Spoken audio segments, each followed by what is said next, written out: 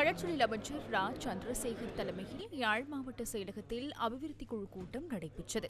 வடமாகாண ஆளுநர் நாகலிங்கம் வேதநாயகன், யாழ் மாவட்ட அரசாங்க அதிபர் எம் பிரதீபன், பாராளுமன்ற உறுப்பினர்களான எஸ் ஸ்ரீதரன், சட்டத்தரணி Gajendrakumar Ponnambalam, K Ilankumaran, doctor S Sri Bavananda Raja உள்ளிட்டவர்கள் கூட்டத்தில் பங்கேற்றிருந்தனர்.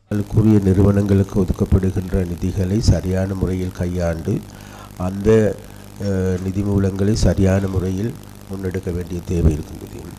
அப்போ அந்த தேவையின் அடிப்படையில் நீங்கள் எல்லோருமே அதற்கான பூரணமான ஒத்துழைப்பினை நல்க வேண்டும் என நாங்கள் எதிர்பார்க்கின்றோம். இங்கு நடைபெறுகின்ற குற்றச் செயல்களை தடுக்க முடியாமல் இருக்கின்றது.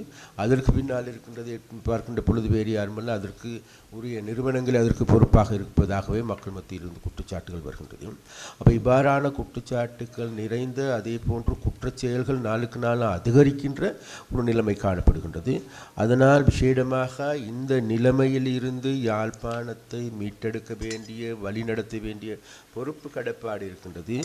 Officer, the request made by the Honorable MP Ilangumaran in this Palali 234 acres released by the last year, but the people still they are registered and go inside for the agriculture purpose. If there are any possibilities to freely they can move from the outside to make the agriculture purpose.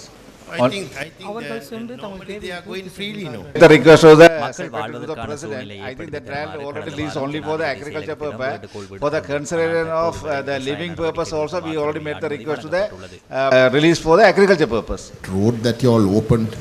அண்மையில் விடுவிக்கப்பட்ட வீதி போக்குவரத்திற்கு நேர கட்டுப்பாடு விதிக்கப்பட்டுள்ளது. அதனை தளர்த்த வேணும் சந்தர்ப்பங்கள் உள்ளனவா? 7 மணி முதல் 9 மணி வரை நீடிக்க முடியுமா? 5 மணிக்கு சென்ற போது எனக்கு அனுமதி வழங்கப்படவில்லை. பணி முடிந்து வீட்டுக்கு திரும்புவார்கள் 5 மணி நேரம் என்பது மிகவும் கடினமான விடயம். ஆகவே நேரத்தில் தளர்வு ஏற்பட்ட சந்தர்ப்பங்கள் உள்ளனவா? 5 they refused to allow me and I was late for the meeting. இதன்போது சட்டவிரோத மண்ணகழ்வு தொடர்பிலும் கருத்து தெரிவிக்கப்பட்டது. போய் பூனேரி சைட்ல போய் ஏத்திட்டு போறாங்க.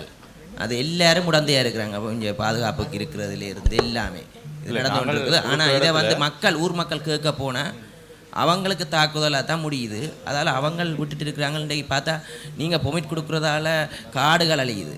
அங்கே போய் பார்த்தா மண் மட்டும் இல்லை, இப்போ இயற்கை வளம் அழியுது. நீங்கள் ஒரு டிபார்ட்மெண்ட் எடுத்துக்கோன்னா ஃபாரஸ்ட் டிபார்ட்மெண்ட் சின்னனா மரம் பட்டினாலும் போய் பிடிக்குது. அங்கே போய் பார்த்தா ஃபாரஸ்ட் டிபார்ட்மெண்ட் மரம் ஃபுல்லாக எல்லாமே அழிச்சிருக்கு காடுகள். இந்த வருடத்தின் மார்ச் மாதம் முதல் சட்டவிரோத மணல் அகழ்வு தொடர்பில் 46 பேர் கைது செய்யப்பட்டுள்ளனர். 101 டிப்பர்களை கைப்பற்றியுள்ளோம். 30 லட்சத்துக்கும் அதிக தொகை நீதிமன்றத்தினால் தண்டப்பணமாக விதிக்கப்பட்டுள்ளது. கிளிநொச்சி பகுதியிலேயே அதிக மணல் அகழ்வு இடம்பெறுகின்றது.